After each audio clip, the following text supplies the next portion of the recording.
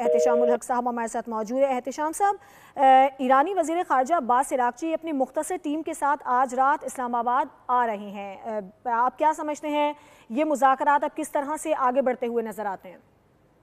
जी शुमाला, ये बहुत बड़ी डेवलपमेंट है इन हालात में कि जबकि गैर यकीनी की सूरत हाल पैदा हो चुकी थी। प्रेसिडेंट ट्रम्प ने कहा था जुमे को मुज़ाकरात होंगे, वो नहीं हुए क्योंकि वो झगड़ा ही नहीं खत्म हो रहा। अपना हुर्मस का एक कहते हैं कि जी वो पहले आप खोलें, वो कहते हैं अमेरिका को कहते हैं आप ब्लॉकेट खत्म करें। ये सारी सूरत हाल देख के तो लग रहा था कि ये जो बहुत अच्छा एक बना बनाया खेल जिसके बारे में कहा जा रहा था कि बहुत ज्यादा स्पेड वर्क हो चुका है, इनिशियल सक्सेसेस मिल चुकी हैं, यूरेनियम के मामले में इत्तफाक राय हो चुका है, किस तरीके से उनके फ्रोजन एसेट को अनफ्रीज करना है उस पर बात हो चुकी थी। और ये 15 साल का मोरेटोरियम कि जी वो न्यूक्लियर प्रोग्राम अपना बंद कर देंगे, और ये कि जी अपना ये जो 440 ग्राम का आप जो एनरिच यूरेनियम है इसको वो डाउनग्रेड करके मेडिकल के लिए इस्तेमाल करेंगे। ये सारी चीजें होते हुए तो एकदम से अब आके दोनों का झगड़ा, कुछ लोगों ने कहा इस्लामाबाद में कि जिद है दोनों तरफ से, और ये उसका मुजाहरा कर रहे हैं क्योंकि अब तो चाइनीज भी कह रहे हैं इनको, ईरानियों को, कि आप अपना हुर्मुस को खोलें। उधर से अमेरिकन कहते हैं कि जी आप खोलेंगे तो हम ब्लॉकेट खत्म कर देंगे। इस सारे तनाजुर में तो लोग यही देख रहे थे कि असल बात तो वो थी कि जिसपे एक टेंटेटिव एग्रीमेंट हो गया था, जिसपे कहा जा रहा था कि जी बहुत ज्यादा तवक्को है कि ये माहिदा हो जाएगा और ये जंग बंदी में तोसी के बाद देख कर जिसको दूसरा राउंड है वो कामयाबी की तरफ जाएगा, वो नहीं जा रहा था। इन हालात में ये अब्बास अराग़ची का इस्लामाबाद आने का फैसला ये बहुत बड़ी डेवलपमेंट है।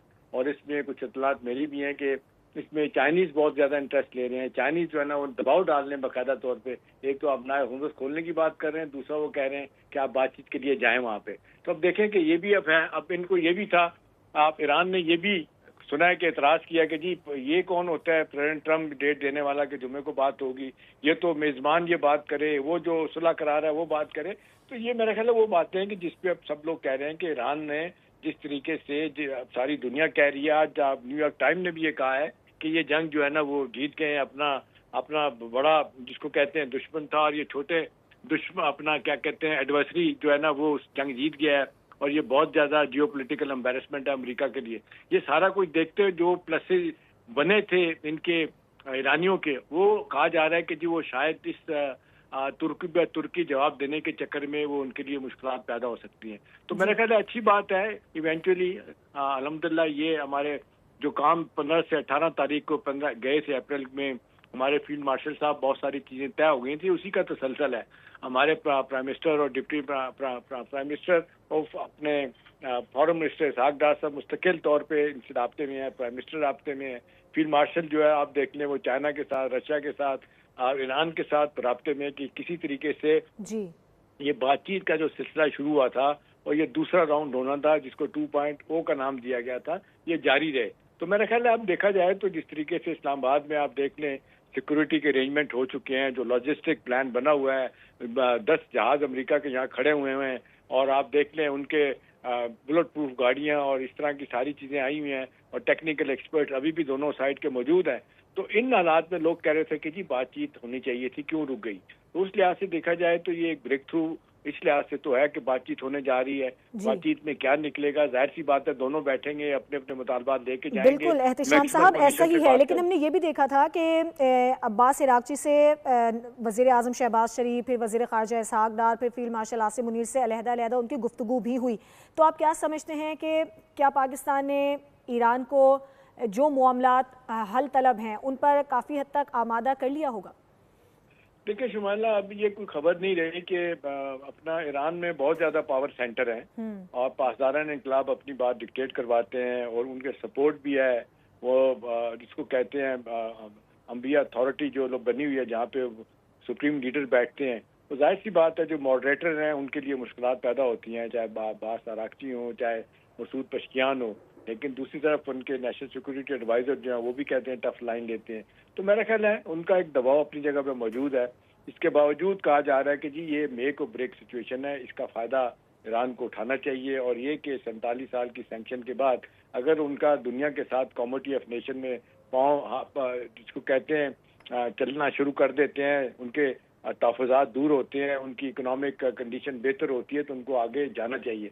लेकिन जाहिर सी बात है अब वो कहते हैं हमारी 5000 साल की तारीख है, हम उसको नहीं बुला सकते। मान लिया कि भी आपके 40 टॉप के लोग मारे गए हैं, 168 बच्चियों का लहू जो है आपको तड़पाता है, समय भी तड़पाता है, लेकिन वो कहते हैं कि मुश्किल वक्त में आपको देखना चाहिए कि आपने अपने अहदाफ कैसे हासिल करनी है। अब सारी दुनिया कह रही है कि प्रेसिडेंट ट्रम्प का जो मूड बना हुआ है, वो तो जिस तरह की बात करते हैं और एक के बाद दूसरा खौफनाक किस्म का ट्वीट करते हैं, उनसे तो कुछ भी एक्सपेक्ट किया जा सकता है। तो बेहतर यही है कि इससे पहले कि वो कोई ऐसा कदम उठा लें और आपकी दोबारा खुदा ना खास्ता कोई मामला खराब हो, तो बेहतर ये है कि जो विंडो ऑफ अपॉर्चुनिटी बनी हुई है, पाकिस्तान मुसलसल राब्ते में है, इसको लेके आगे चलें ताकि ये बातचीत का सिलसिला शुरू। एक दफा मेज पे बैठ जाते हैं तो गिव एंड टेक हो सकता है, बहुत सारी चीजों पे इख्तलाफ कम हो सकता है, और वही बात जो हो रही है कि दोनों को ऑफ रैम चाहिए, दोनों अपने मुल्क में जाके कहना चाहेंगे कि हम जीत गए, तो चले जीत जाएं, लेकिन उसके लिए जरूरी है कि आप बैठें, बातचीत करनी पड़ेगी। तो ये तवक्को की जा रही है कि ये जिस तरीके से अपना अब्बास अराची का ऐलान कि वो यहाँ आ रहे हैं, तो मेरा ख्याल है एक बड़ा खुश आइंदा, बिल्कुल ठीक कहा आपने। एहतिशाम साहब, क्या डोनाल्ड ट्रंप जो आबनाए हुर्मुज़ की नाकाबंदी कर रखी है अमेरिका ने, उसको ख़त्म करने का ऐलान कर सकते हैं? क्योंकि ईरान ने तो मुज़ाकरात को इसी से मशरूत कर रखा है। देखिए शुमाइला, पूरी दुनिया उनके इस आबनाए हुर्मुज़ के जो ब्लॉकेट को है उसको कोई नहीं कह रहा है कि उन्होंने ठीक किया, लेकिन जाहिर है जब ईरान ने इस पे आपने देखा कब्जा कर दिया और टैरिफ लगा दिया, टोल लगा दिया, तो कोई दुनिया इसको मानने के लिए तैयार नहीं है। कभी देखें मुद्दतों से ये एक फ्री इंटरनेशनल वाटरवे था, अब आप इसको कैसे कह सकते हैं हम टोल लेंगे और वो भी युआन में लेंगे? तो देखिए इसको नापसंद किया गया है। ये कोई पीस टाइम में अगर ये बात होती, ईरान ये अपना प्रपोजल दुनिया में लेके जाता, तो शायद कोई इसको कंसिडर भी करता। इन हालात में और तो लोग यही कह रहे हैं कि जी आपने जबरदस्ती करके कर लिया है, कोई मानेगा नहीं। तो मेरा ख्याल है ये ब्लॉकेट खत्म हो जाएगा, ये पहले खत्म कर दें और वो भी खत्म कर देंगे, अपना अमेरिकन भी कर देंगे। असल बात यह है कि इस वक्त फेस सेविंग चाहिए दोनों को ये चाहिए कि कोई मादा हो जाए और ये दोबारा लड़ाई ना हो। इजराइल आप देख लें स्पॉइलर का रोल प्ले कर रहा है, उनकी सऊदी लॉबी पूरी कोशिश कर रही है। उन्होंने आप देखा कि अब लेबनान में वायदा सीजफायर का तोड़ के वहाँ पे मुसलसल हमले कर रहे हैं। तो ये सारी चीजें देखते हुए तो लोग कहते हैं ओनस इस वक्त ईरान के ऊपर है कि अपनी पोजीशन को समझते हुए, अपनी वीकनेसेस को समझते हुए, अपनी वनरेबिलिटीज को समझते हुए वो आ जाए। और पाकिस्तान पूरी तरह से जिस तरीके से मेजबानी कर रहा है, पाकिस्तान अपने जो गुड ऑफिस इस्तेमाल कर रहा है, चाइनीज को पाकिस्तान ने बीच में मिलाया, रशियन की भी सपोर्ट है, MBS पूरी कोशिश कर रहे हैं सऊदी अरब के कि कोई मादा हो जाए। तो सारे तो इंतजार में बैठे हैं कि क्योंकि मायदे की जो नुकात हैं उन पे तो कहा जा रहा है कि ग्रेटर अंडरस्टैंडिंग हो गई थी। यूरोपियन मुल्कों के सरबराह पाकिस्तान आने के लिए तड़प रही हैं, GCC का मालिक आने के लिए तैयार है कि मायदा हो तो ये issue once and for all खत्म हो जाए और दुनिया का इक्तिसादी बुहरान आप देख लें कहां से कहां चला गया है, ग्लोबल इकोनॉमी